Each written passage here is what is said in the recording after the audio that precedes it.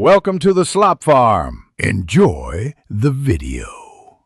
You start by confirming the device model and enough battery, because system changes can require restarts. Open Settings now. If TalkBack interferes, use the search box and type TalkBack or Accessibility. If TalkBack is currently on, remember navigation differs. Use two-finger scrolling and double-tap to activate items. Once you locate accessibility, tap it with the adapted gestures, because that gets you to the TalkBack toggle. Make sure to proceed calmly. This prevents accidental enabling of other features. You now navigate into accessibility and locate the TalkBack entry, sometimes labeled Screen Reader depending on Realme UI. Tap it using the double-tap gesture to open settings, because single taps won't activate. Once inside, you'll see a toggle and possibly a confirmation dialog that explains what turning it off does. Read it, then double-tap Disable.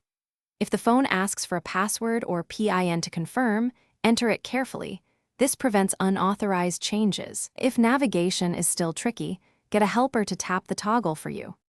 You finish by double-tapping the TalkBack toggle to switch it off and confirm any prompts that appear. This removes spoken feedback immediately.